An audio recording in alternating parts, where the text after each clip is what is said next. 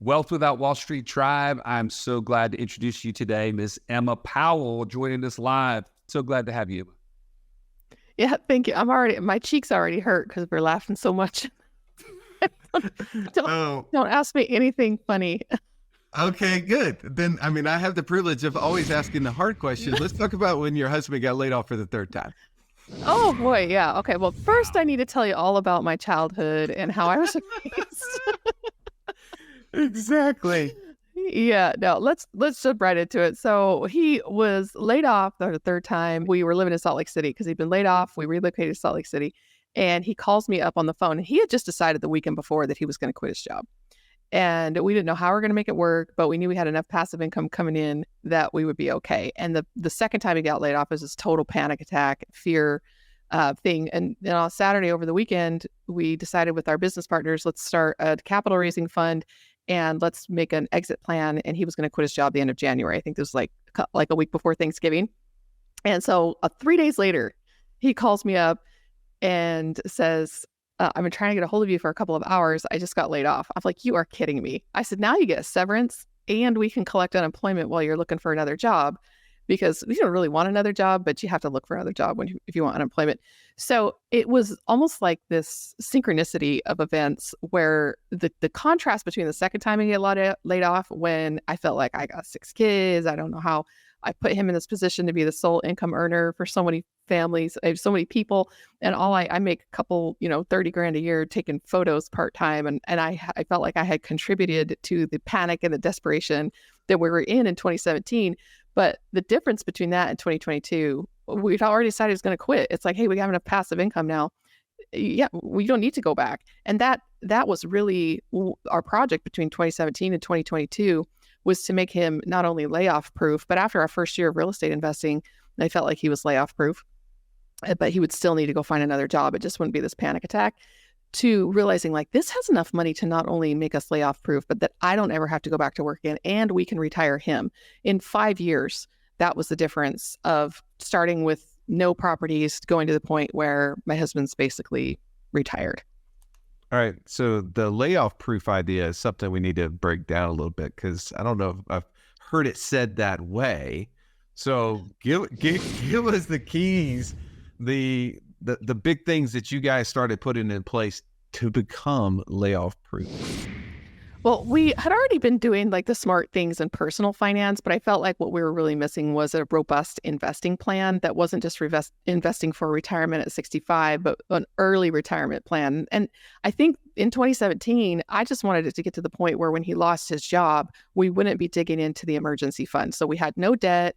We owned our cars. We had a mortgage and nothing else. No credit card debt, no student loans, nothing. We were completely Dave Ramsey style investing in like our 401k. And I just never felt like it was enough. And so when he lost his job in 2017, we had that emergency fund and we had no debt, right? But could we go a month, 2 months, 3 months? Yeah, we probably could have lasted 6 months on that emergency fund. But you don't want to dip into your emergency fund, because when you're not making that much money, it takes you so long to build that up that you almost become a miser, where you don't want to dig into the emergency fund because you know it's going to be a long recovery to build it back up. So for us, it was not so much like panic, like our kids are going to be on the street and what are we going to eat? It was a higher level of problem where it was like, I don't want to dip into my emergency fund. And so that was the 2017 layoff. We were layoff proof at that point. No, we were layoff resistant, because we didn't need to have another job right away, right? But we were not layoff proof. We did need to get other jobs. Whereas in 2022, I felt like we don't ever have to go back to work again if we don't want to. Now, we might want to because we want to get a job that pays really well so we can invest all of it. Or we might want to because there's a skill that we're really interested in learning, or a project that we really believe in, right? But it's all about being work optional, not work because you're panicking because you don't have enough money or because you don't want to dip into your emergency fund. So layoff proof is just having enough passive income so that your assets spin off enough cash that they can pay for at least your basic lifestyle. And so that's where we were in 2022. I said, you could quit now and we can make this work. Now, we had been paring down at that point, getting ready for this moment. And this is the part people don't want to hear. You got to live below your means. And living below your means does not mean that you have the biggest house that you can possibly afford with car payments and your kids in private school. So really looking at the big rocks in your budget, we listed out our expenses biggest to smallest, kind of like reverse Dave Ramsey order, right? Because we're not going to become financially free because we stop buying an $8 latte, right? I mean, those things add up, yes, but what really adds up fast is high housing, high transportation, meaning your vehicle, your insurance, your gas, and high food costs. And if you can get those three things really under control, then you can afford Netflix and an occasional latte splurge because your housing, your transportation, and your food are in line with living below your means. If you want to live below your means, go after the big things first. And so for us, that was buying a smaller house and renting out our big house. And the big house was too big for us anyway. It was an ego house, right? And it meant we paid cash for our cars and we drove our cars for a long time and we kept them in good working order. And it meant that we were enjoying eating at home. So we were going out on a lot of restaurants and things like that, but they had to be business meetings. We could have an occasional date night, an occasional family out at the restaurant, but that was planned for. We weren't eating out because we failed to plan ahead. Like, oh, what are we going to eat for dinner time? Oh, let's just get takeout. So planning ahead and making sure that your food costs are in line with your goals. People don't want to hear about that. That's not the passive income dream that we're selling. But you have to live below your means. Otherwise, how are you going to get anything extra to invest? It's all about investing what you're not living on. And the more you can cut your lifestyle, the more you'll have to invest. Everybody just has to make that decision. How hard do you want to cut? If you make a lot of money, you might not have to cut as hard and you can still make great progress. But you also have a much bigger income that you need to replace, right? We all know those 21-year-old guys who are like retired on their passive income, but they don't have any kids, they're not married, and they're sharing their house with 5 other dudes. Exactly. Yeah, that is not your situation with 6 kids and a husband. And so the real hard work was, like you said, in preparation. But what I love about what you mentioned is the differences there is that options, right? I think what this show has been about is giving people the option to not have to wait until they're 65 to start actually living, right? To pursue the things that they're really excited about, what they're driven by, what they're created to do, and not giving up on those dreams, but bringing those to fruition today. And it comes through creating a plan and then actually having passive income to replace your expenses. That's what gives you the freedom to do those things. Now, you weren't always in this mindset of creating a fund and becoming capital raisers that invest in really, great real estate deals. I mean, you mentioned what your husband did, but how did you get to that point? Like, I mean, somebody's listening to you right now and they're saying, I love this idea. I love these options. I love financial freedom. But how did you know, for instance, that, being a capital raiser was your entree into this lifestyle and into, building passive income? Well, if you've ever been to one of those real estate conventions or a real estate meeting where they talk a big game in the front and then they say, run to the back, get out your credit card and buy our program. They always say this phrase. It's completely untrue, but we hear it again and again and again. If you find a great deal, you will find the money. And it's completely false, but it really puts it on very early. If you want to be a real estate investor, you better be able to find money. And most people aren't thinking about it like that. They think, I'm going to find great deals and the money will come. That's absolutely false. And so when I learned that it was false, because I was at a RIA meeting and there was a syndicator giving a talk and he said, that's absolutely false. And I was like, wait, what? Everybody who wants me to rush to the back of the room and pull on my credit card told me if I find a great deal, the money will come. And here he is telling me that's not right. You need to start raising money well before you find the deal so you know who to call when you do find the deal. Otherwise, you're scrambling around. Maybe you have earnest money that's gone hard. Maybe you have a closing date, and if you don't close, they're going to cancel the contract. And suddenly you're raising money against the clock and with a great amount of stress. And we've done that. Right? I think that's just part and parcel of being a real estate investor. But the question you have to ask yourself is, how can you minimize that so that you're not racing against the clock? So first, going to my local real estate clubs and just listening to people talk. Some people talk about flipping houses. Some people talk about being landlords. Some people talk about Airbnb. Some people talk about flipping land. I mean, every month they're putting different people up there. But the ones who really spoke to me were the syndicators. So I went to a conference called I think it was like Raising Capital, the Raising Capital Summit. And I was sitting there in the audience, and we had just gotten our first commercial deal under contract. And I partnered up with somebody that I met at a RIA meeting. The syndicator took everybody out to lunch afterwards, and I met a bunch of people there who were interested in doing this. And he had told me months before, he said, if you ever find a deal, I will help you take it down, and I think I can raise some money from it. Turns out he's from a very wealthy family, well-connected family in our local area. I didn't know it at the time because we weren't from Salt Lake City. We had just moved there after a layoff. And so I called him when I found this deal, and he took a look at it, and he said, I think it's a great deal. He helped me run numbers. I didn't know what I was doing. And he said, I can raise some money for it. But then when it push came to shove, here we were a couple of months into this deal, and we were both at this summit together. And he was like, I need help. I can't raise the money for this. And he said, I know I said I could, but I'm struggling. I can't do it. And it was all hands on deck. Even the guy who came in to sign on our loan was helping us raise capital at that point. Normally, they don't even talk to you again. They sign, and I don't know why the bank wants them on there for their experience, because they're not going to help. But this guy was helping. He was helping raise capital. And I realized sitting at that summit, like, nobody is immune from this. If you're in real estate, you are a capital raiser, period. It doesn't matter what else you're good at. When it comes time to make money for that deal, you are a capital raiser, all hands on deck, right? So sitting there, I realized that. And I think it was a sad moment for me, because I don't feel like this way anymore. But at the time, I really felt like capital raising was just sales. And it was going to be me smile and dial and cold calling and, hey, I know we haven't talked for 18 years, but I have an MLM opportunity for you. And that's what it felt like to me. It felt slimy, it felt sleazy, and it felt like I had an ulterior motive for talking to all my friends. And so I think I raised $100,000 for that deal. And it was from a stranger on LinkedIn, because I just could not send out the emails or make the phone calls to my warm network. And I really had to change my attitude about what that looked like. So that became the second evolution of the journey, when I realized, if I'm in real estate, I have to raise money. I better be good at it. And then when I realized, as I started to get better at it, the power is in the money, not the deal. People just throw deals at me all the time if they think I have money. I might not even have money. I might not be able to raise for it. But the possibility that I could means people just hand deals to me. And I realized the money's in the money.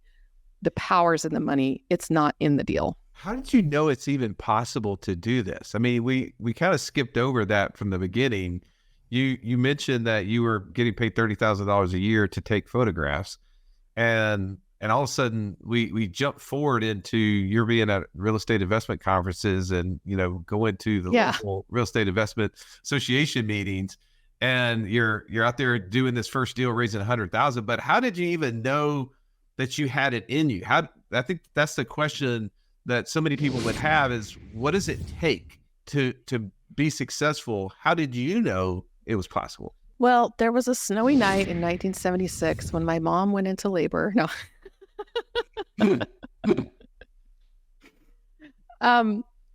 I look back, I asked myself that same question, because when we left our lives in Austin and picked up and moved across country for a new job in Salt Lake City, it was a huge upside down. Like, right, we really had to re-examine things, because the photography business is on site, and I left my business behind. And I had to ask myself, in Salt Lake City, do I want to rebuild a photography business? And after some research and talking to people, the answer was no. I was getting, frankly, too old. Like, it was starting to hurt my hands, and the late nights at weddings and things like that were really painful. And I did real estate photography, and so like crawling around, back in corners and underneath and doing all that stuff, it was physically demanding in a way that I didn't think was something I could do till I was 65, even though at 40 I could have kept doing it. But you have to ask yourself the question, when you're looking at doing something, like, can I do this till I'm 65? And if I can only do it till I was 50, do I want to build this? Do I really want to build this? And the answer was no.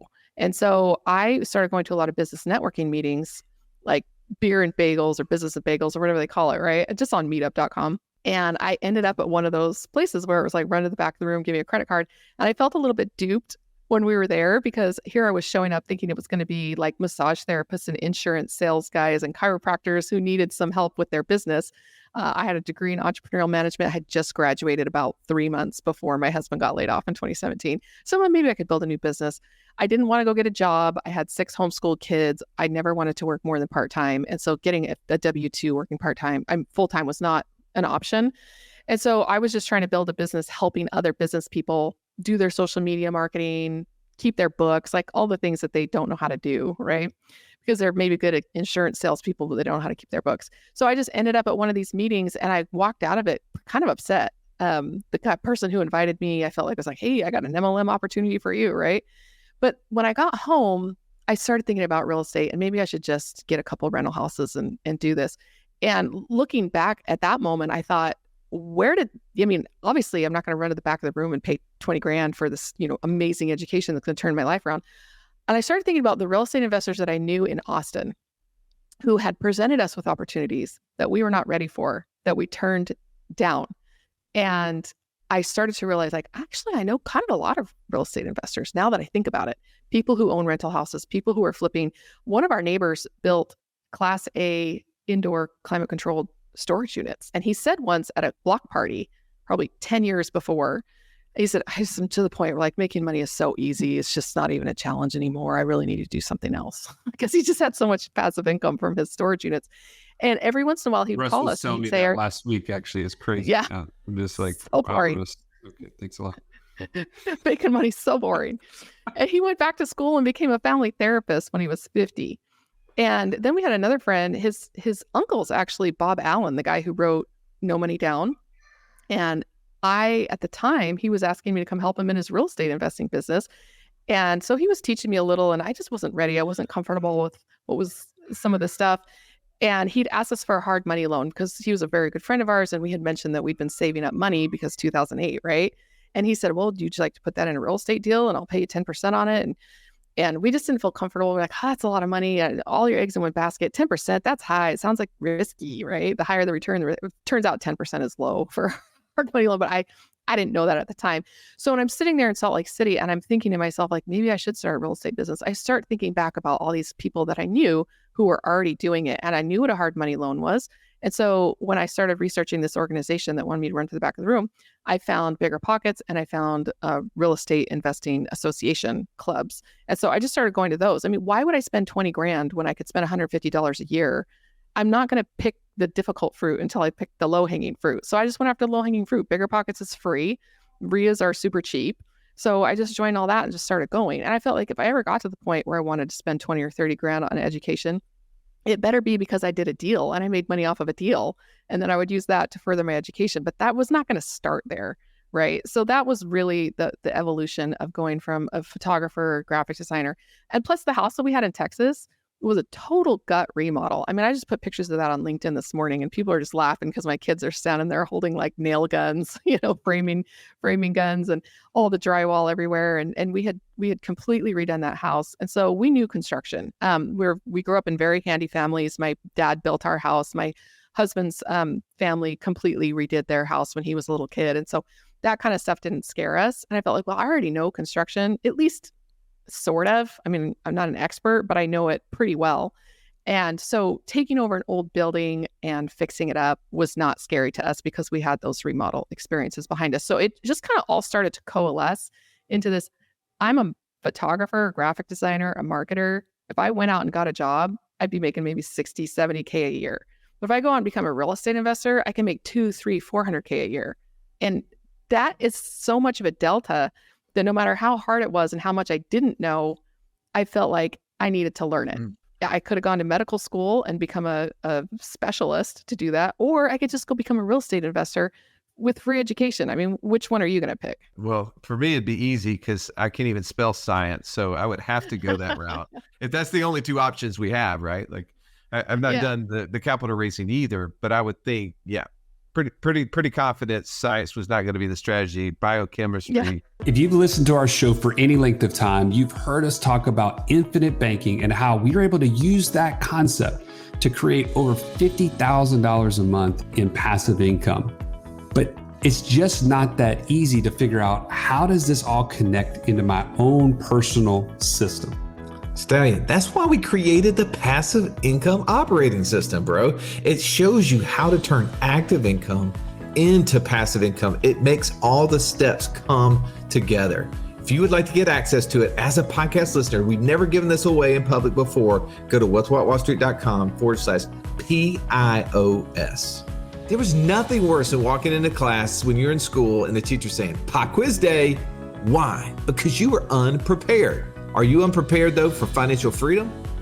Don't be. Find out how close you are by taking our 30-second quiz at wealthwithoutwallstreet.com/quiz. So I want to pause and just recap for the person who's been riding down the road. You were working as a freelance photographer, stay-at-home mom with 6 kids. By the way, you kind of glossed over this, and we didn't say this, that you said the house was too big for our family of 8. Like, I don't know how big the damn house is for you to have a family of 8. It was a big house. For it to be big.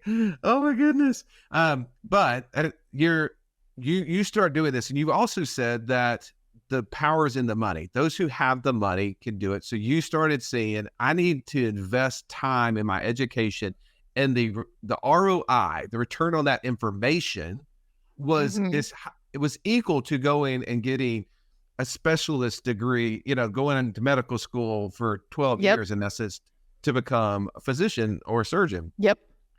The thing that we didn't touch on though, that you talked about the risk of just jumping out and doing that, is not necessarily in doing a deal, but it's in vetting the deals for others, right? So talk a little bit about that part, because I'm really interested in how you got that education. Some of us get that education the wrong way. I've got a couple of those Ponzi schemes behind me, like if you ever need to know how to really get rid of cash quickly, I can tell you, I've got some examples.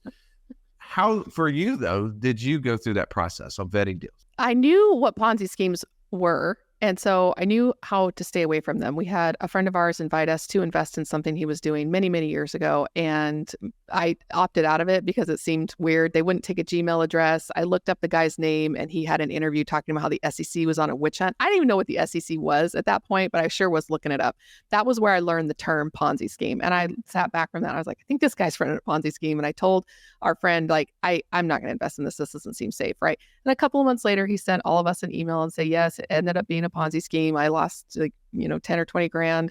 And I'm really sorry that I led you all down this path. And so that experience very early on for me, before I ever thought about investing for real estate, I knew that there were people out there who would want to take my money. And then right before we left Texas, one of our friends ended up running the biggest Ponzi scheme in Texas history and went to prison for something almost 20 years, tens of millions of dollars. And he stole millions of dollars from our friends.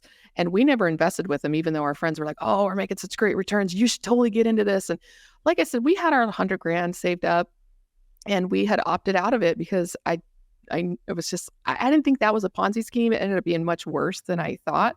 But just the knowledge of like, I don't feel comfortable with what he's investing in. I don't quite understand what's going on. And to me, that's just a red flag.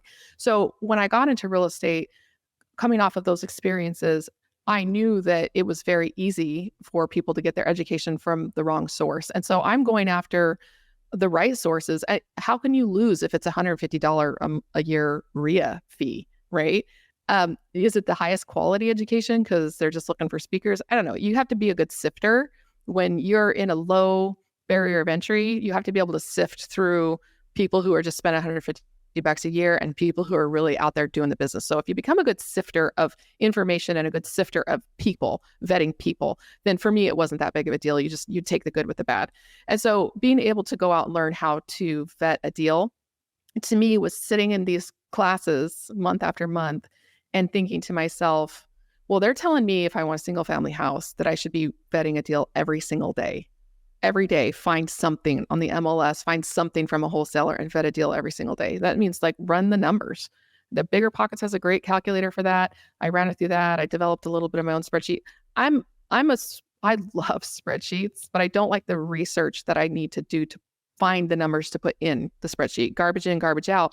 And I didn't want to go find the good stuff. So I was really struggling with actually doing this, even though like I can index match with the best of spreadsheet people. I just don't like doing the research. So I forced myself to go do the research, found the Bigger Pockets tool, started running single family deals every single day. And I thought, okay, so how could I do this with commercial? I was like, maybe I should do one commercial deal a week. And I didn't really want to do it. I don't love that part of it. But I said, maybe if I do it and I get good at it, I'll get fast at it, and then I won't hate it so much. Well, it turns out it doesn't matter how fast I am, and I still hate it. So and it told me I needed to switch gears a little bit. But when I first got into real estate, I was helping somebody sell his house, and I asked him what his day job was. I was wholesaling a house. And he said he was a medical device salesperson. And I said, what does that actually do? He goes, well, I'm the guy who stands in the operating room and tells the doctor how to install the device because he doesn't know what he's doing. So you have no medical training, no medical background, but you're all gowned and gloved in the OR, pointing to the doctor on how to install this piece of technology. And I realized from tech startups, my husband's IT background, that their technical salespeople know as much about that product as the developer does. Because they're out there to sell this product, they better be able to answer the questions. And I said, okay, if I'm raising capital, it's kind of like selling investments, even though we're not really selling anything. It's the same type of process. I better know my product inside and out so I can answer the questions for the nitty-gritty engineers who are going to grill me. And so I started just running a commercial deal once a week, and I was finding them, some of them from wholesalers. Took me a while to find commercial wholesalers. There are not as many of them as residential, but I started to, through networking, see more and more of them. I would just go get something off of LoopNet or off of Crexy. I would start calling for sale by owners off of LoopNet and Crexy, and I would have them send me their documents, or I would just download anything that I didn't have to sign an NDA for. And then I started signing NDAs in markets I didn't care about. So the broker started sending me lots of stuff. And so just little by little getting deal sources that I knew I wasn't going to buy any of those. They were mostly garbage, right? But I was getting a lot of practice. I found a good spreadsheet. I think I was using Obsidian Capital. I can't remember the name of the software they use now, but I started out with that. If it started out with my own homemade spreadsheet first, and then I got Obsidian Capitals, and then just kind of worked my way up from there. There are a lot of spreadsheets you can use. I like Adventures in Commercial Real Estate. I think it's adventuresincre.com, and they have free spreadsheets and free training videos. It's like a pay what you can. You can pay $0, you can pay $1,000, you can pay $1 million if you want to. So that tool was very handy for me to learn how to do this. And I wasn't doing it because I thought I was going to be a financial underwriter, a financial guru. I was doing it because I knew I wanted to raise capital, and I better understand my project, and I better be able to recognize a good deal when one came across. Because you start raising money, people throwing deals at you, right? Most of them are garbage. So being able to recognize that quickly was a skill that I developed with the intent to become a capital raiser. I do want to touch on this because the capital raiser idea gets exciting for someone who has this skill set. They're great at sales, they're good with people, and they go, oh, I can do that. But there's also some things that you must know. Otherwise, you end up sharing a sale with your buddy back in Texas. Talk a little bit about that. We don't have to go super deep, but I definitely want people to understand there's got to be more to it than just raising the money. More to vetting the deal and making sure you have a good project.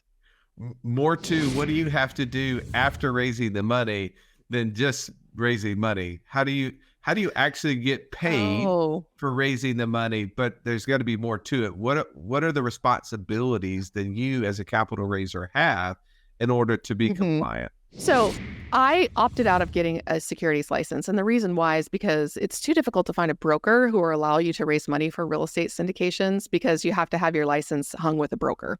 I didn't want to become a broker because that's basically running my own business. And it almost seemed like, let's go run this business I don't want to run so I can get into this other business that I do want to run. And so I opted out of the brokerage, and then because I couldn't find a broker, I opted out of the license. And I didn't want to just raise capital. I still wanted to be involved in the real estate deals, more of like a transaction coordinator and a deal creator, like an entrepreneurial, like a serial startup, right? I can find the deal, I can find the money, I can find the people, put this together, and then I can at a certain point start to step back as the managers take over. So I didn't want to just get a license and raise capital. So how do you get paid if you don't have a license, right? So you have to be a principal on the deal. And the SEC is starting to see through this little ploy where people are like co-GP, and that's not actually a real technical term. It's almost like go out and say you're co-GP and see how fast the SEC will investigate you for being on that team without a legitimate reason to be there. So basically what it is if you are raising capital from limited partners, meaning people are putting their money into a deal and they're expecting some sort of a return, through no effort of their own. They are not going to work on this. They are not going to sit on calls. They are not going to vote. They're not going to show up to the office. It is similar to the way that you buy a stock. You buy a stock, you set it, and you just watch it. You can't do anything other than sell it. You have no impact or effect on the outcome of that financial investment. The managers of the company do. So you need to be a manager of a company if you want to get paid for raising capital. And the way that you get paid for raising capital, if you're the manager of a company, is the same way every other manager gets paid. Fees, asset management fees, acquisition fees. And there's something to be said about compensation based on fees versus performance-based fees. And that's a different conversation. I like to do more performance-based fees because we don't make money until our investors make money. Meaning we take a little bit off the top because we negotiated a good deal, because we found a good deal, because we're helping to manage a good deal. And you have to be in that general partnership for some actual purpose. You don't just raise money and then say you're in charge of investor relations, meaning that you send out a monthly newsletter or something. That's not a legitimate role. And as this becomes more and more common, the SEC will be cracking down on people who are in general partnerships without a legitimate reason to be there. And Fannie Mae loans have already done it. They don't want to do deals with more than, say, 5 people in the GP, because it's always like, oh, I thought you were watching the kid. Was I watching the kid? And so they've known that they run into a lot of problems with loans where they have bloated general partnerships. And so they've already, that was a couple of years ago, where they said they're not going to do loans for huge GP teams. So people who are on the GP for the purpose of raising money are there illegally. Let's just call it what it is. If you're not there for some purpose in addition to raising money, then you are committing a crime. So for me, I had to step back and say, do I really want to try and get in there and circumvent this and be co-GP, but I'm still contributing something? Then I was spending too much time in asset management meetings. I was spending too much time on like construction stuff, which I could do. But then I realized it was diluting my time to just go raise money. And when I got to the point where I was like, actually, I think I do just want to raise money. I don't want to just run these deals anymore because it's not scalable. How many properties can you manage before you're just like, not one more asset management meeting? Like, I do not care what faucets you choose. And getting to that point, I realized I know how to do this. I know how to vet good teams. And I just want to go raise capital. So I had to start a fund, basically a fund that you file with the SEC saying, I am going to go raise money without a license. Here are all my documents.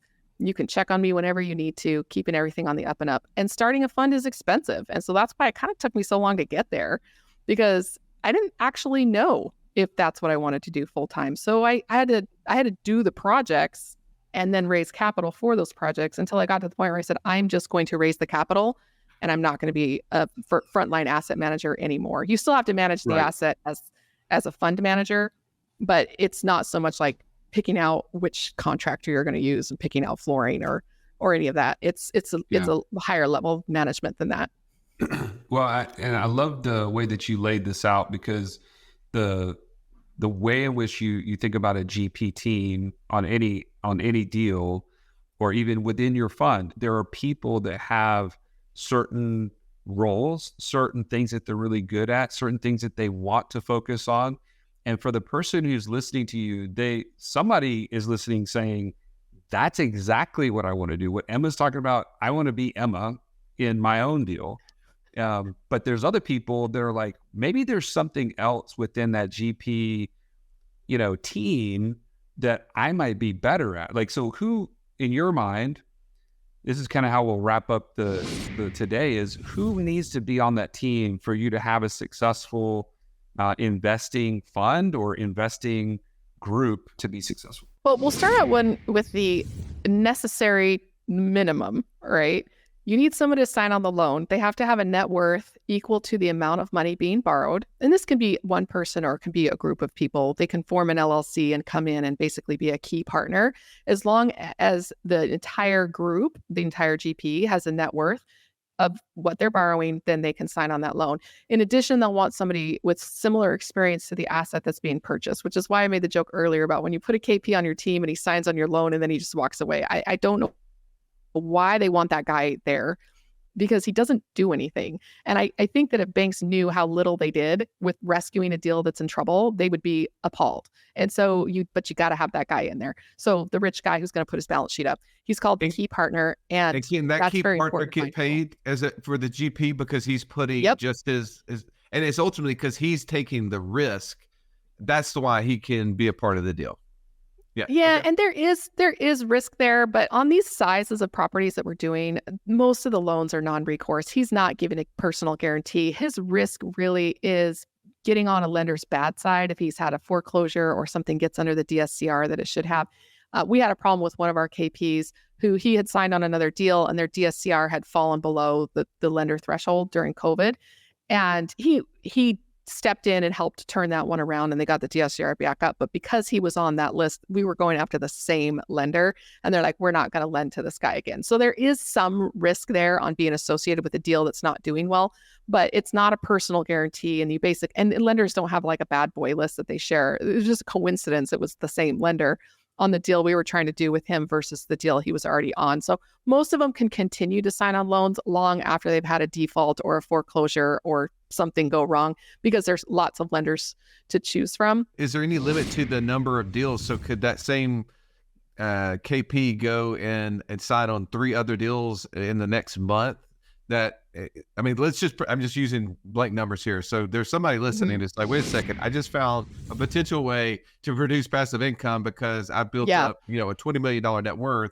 I go sign on your deal that's 20 million. I go sign on Joey's deal that's 20 million. I go sign on Russ's deal that's 20 million.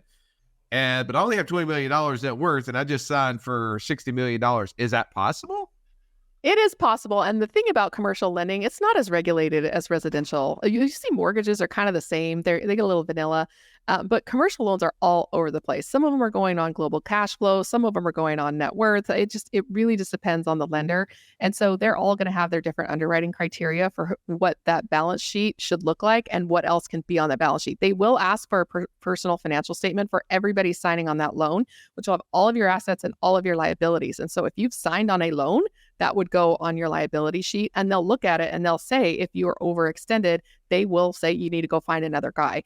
And so, yes, there is a certain point that there is a limit, but that limit is different for every lender. And so you just got to ask. Good. Who else do you think Short needs to be on your team outside of, so you have the key partner who has a big balance sheet. Who else is on the team? You got to have the person who finds the deal, and they don't have to be a GP, but they do need to get paid somehow, either as a bird dog or to be on the GP. So the person who brings the deal in should be getting some credit. It's common to steal deals from deal finders. He'll bring it in, and maybe he's got an accepted letter of intent on it and brings it to a group and they say, great. And they come back to him later and say, we don't actually need you on this deal. You're not offering anything else other than the deal. No thanks. And I think that's just really sleazy. I would never do that. And I would never work with a group that does that. But it is possible. So that's why the deal finder has the least amount of power, because once they turn over that deal, unless they've got it under contract, they have no power. If they can get it under contract, you need to think about spending 4, maybe 5 figures on negotiating a purchase and sale agreement on a commercial deal, because you got to pay lawyers to get involved. So somebody who's going to go so far as to get a deal under contract is going to have a lot more power, but they better believe in that deal and they better believe in their ability to raise capital for that deal, because once they have put in that kind of money, you don't get that back if you don't do the deal. That's at-risk capital. And so the deal finder, yes, will often be in the GP, but not always. And he should expect some sort of either a bird dog or a wholesale fee, depending on how much work he's done. If he just finds it, that's a bird dog. If he gets an LOI on it, that's somewhere between a bird dog and a wholesale fee. If he gets it under contract, then he really has all the rights. If he want a wholesale fee, or does he want to be a member of the GP? So typically they'll choose to be a member of the GP. I do know some commercial wholesalers, but usually they want to be on the GP. The third person you need to have on there is the asset manager, who is actually going to oversee the day-to-day operations. And this is the person who should have the most experience, in my opinion, because your KP is not really going to help out and he's not going to do that. Some of these can be combined into the same person. The first deal I ever did, I found the deal, right? But then I also was the lead asset manager on the deal. And I've since turned that management over to my other partners. But at the beginning, I was much, much more involved. So it doesn't have to be 3 different people. It's more like 3 different roles. Who's managing it? Who found it? Who is going to be signing on the loan? And all of those people also need to be raising capital. The thing about everybody needs to be raising capital if they have some role on the deal is saying that you can't have somebody in there just for raising capital. They have to have some legitimate role. Some other things that you'll find are people who can do various things with the asset management, and that might get into more nuanced and maybe 2 or more people, or you could hire somebody to do it and all of that. But those are really the 3 the three big ones, and everything else is either optional, doesn't apply to every deal, or can be done in some other way. Awesome. So hopefully as you listen to Emma, you start to see maybe where do you fit into that, or if you fit, because ultimately this is about your journey to financial freedom. And Emma has done a great job of just laying out how she got to where she is. What was that light bulb moment, the point in which she realized she could contribute to her family in this way and create more freedom from her husband having to go to work. And maybe that's your journey. And if it is, we pray that this has been helpful to you today. Emma, for those who would like to connect with you outside of this, where would you want them to go? I definitely want to talk to people. The reason we do podcasts is for the networking. People say, I found all my deals in my network, or I raise all my capital of my network. And people are like, I don't know how to make a network. It's by listening to a podcast like this, hearing somebody that you identify with or that you relate to, and reaching out to them. People are like, oh, they've been on a big podcast or something. They must be so famous. They're not going to want to hear from me. If you have capital to be a limited partner, like, you are number one target on everybody's list. We go to conferences and that's a lot of people who want to syndicate and they're looking for deals and all that. But who shows up to that going, I got $100,000 I want to put into somebody's deal? And then it's like Shark Tank, right? So if you want to be a limited partner, you have so many options of people that you can be investing with, and everybody wants to hear from you. So I have my limited partners reach out to me at my website, partnerwithrise.com. It's for accredited investors, and we have all of the current deals that we're running. We have a customizable fund where you can opt into specific deals and opt out of ones that you're not interested in. So you really can control what your portfolio looks like. If you want to be a little bit more hands-on, we do have a joint venture club. And again, this is for proactive people who are ready to take on a real role, not just sitting back and watching to learn. If you're going to be in a GP, you need to be able to contribute something significant. So that's why we started the joint venture club. You can find that at riseclubcapital.com. We meet every week and we just look at deals. And if people are interested, we can put group buys together. Man, so cool. Thank you so much, Emma, for coming on, having fun with me and Joey and Tribe. You kind of got to see the journey of someone who was not in the real estate investment capital raising space, who has done it and has done it well. So if this is something that you see as part of your journey to become financially free, she kind of gave you a framework to do. And if you want to connect with her as well and have more conversations, reach out to her at those. We'll make sure those links are in the show notes. Emma, have a great day. Thank you so much for coming. Yeah. Thank you so much. And let me geek out on it. I think my friends and family are sometimes sick of me talking about this all the time. So I always love to get in and just talk about it with people who are interested in talking about it. People are interested in learning about it. I just love it. So appreciate the opportunity. 100%. I'm always excited to learn about it. And Joey knows exactly what you're talking about. Friends and family just are talking about it. Thank you guys for listening, and I hope you had fun. Have an amazing day. This has been the Wealth Without Wall Street podcast. Don't forget to subscribe to the show to break free of the Wall Street mindset and begin building wealth on your own terms in places you understand, so that your wealth will never run dry. See you next episode.